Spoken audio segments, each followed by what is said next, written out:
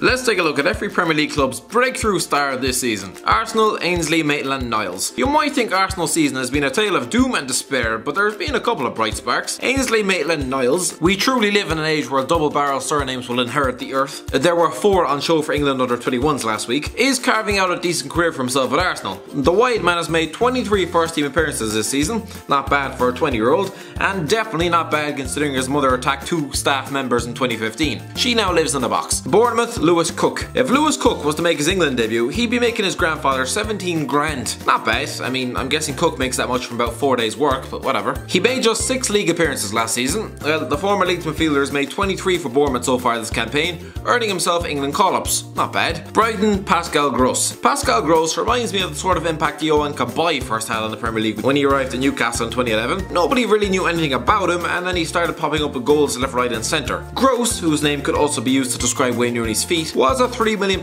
signing from FC Ingolstadt in the Bundesliga and has 5 goals from midfield for Brighton already this season. Burnley, Nick Pope. At the start of the season, if you'd have been told that Nick Pope would end up with a realistic shout of going to the World Cup, you'd either have laughed or you'd have despaired if you were an England fan. Burnley's second choice goalkeeper, without a top flight appearance to his name, scratch that, he barely had a full season of Championship football under his belt. He was playing League 2 football 3 years ago, conference football for Aldershot Town 4 years ago. He's deputies for Tom Heaton wonderfully. It's going to be some battle between those two. Chelsea, Andreas Christensen. This is the man who has effectively ended David Luiz's career. At the age of 21, Antonio Conte has hailed Andreas Christensen as Chelsea's present and future. With 36 appearances this season, he's doing the business. Palace, Luka Milivojevic. I don't know, have Crystal Palace really had any breakthrough stars this season? Let's just say Luka Milivojevic, who scored about 15 penalties. Well no, he scored 8 goals, alright? A career best for the Serbian. Too bad he couldn't score a last minute spot kick against Man City this season. The nauseating unbeaten talk could have been over a little bit earlier. Everton, Jonjo Kenny. Jonjo Kenny is probably the only one who's not happy to see Seamus Coleman back from injury. To be fair, Kenny was deputising superbly for the Irishman. Well, I say superbly, Everton were still conceding a rake of goals, but hey, he was performing fairly well. He's played 20 games this season, 19 more than last season. He was playing in League 2 with Oxford 2 years ago, so I think he's doing alright. Huddersfield Town, Jonas LOSSL. I don't know, again, there's not really been too many breakthrough stars at Huddersfield. Let's just say the goalkeeper. Jonas LOSSL, signed from Mainz 05, that club who breeds bearded, four-eyed managers,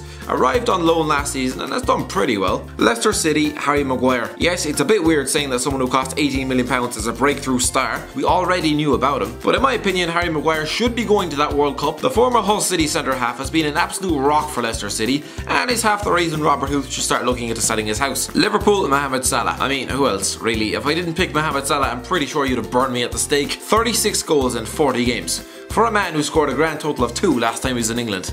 Ridiculous. Man City, Phil Foden. Okay, so Phil Foden hasn't played that much. 3 league games, 8 in all competitions, no goals. Oh yes, what a wonderful breakthrough. But listen, this is a kid who was born 1 year after Man United won the treble. He's 17 years old and is a World Cup winner. Sort of. It's virtually impossible to squeeze yourself into this City team, but by God, he's doing his best. If this was City of 10 years ago, he'd probably be their best player. Remember Michael Johnson?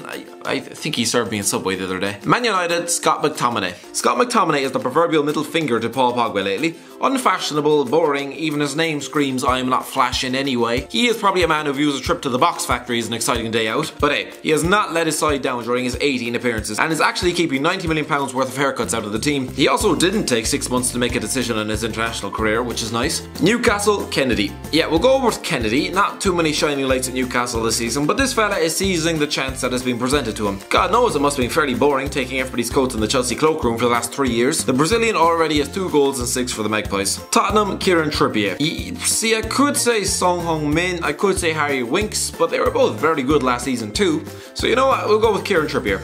Yes, he came into his own towards the end of last season, but let's call this his first campaign as Tottenham's #1 right back, and he's been excellent. Southampton, Jack Stevens. Technically he was discovered last season, but come on, Southampton are having such a god-awful season. Who's the alternative? Alex McCarthy? I mean, come on. Defender Jack Stevens has been okay, I suppose, and he's scored 3 goals. Stoke City, Eric Choupo-Moting. Again, Stoke are having a pudding season, so who am I going to pick? I mean, we've discovered that Saido Berahino seems to have lost the manual on how to score a goal. Alright, we'll go with Eric Choupo-Moting, I guess. Signed from Schalke, he's scored 5 in 32 games, which isn't great when he's a forward. Swansea City, ALFIE MAWSON. Any love for Oliver Legs McBurney? No?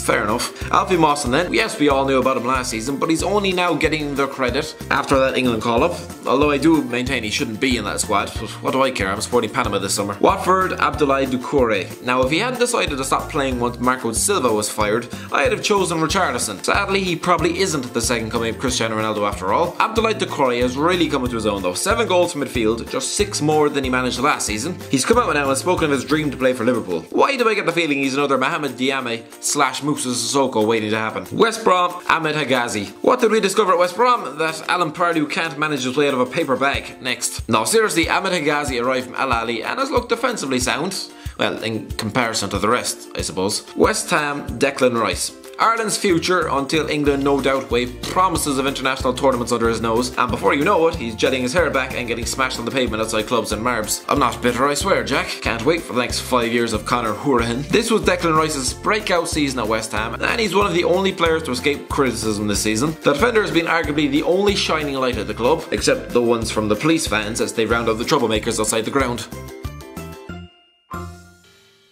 Thanks for watching. Don't forget to like, share and subscribe.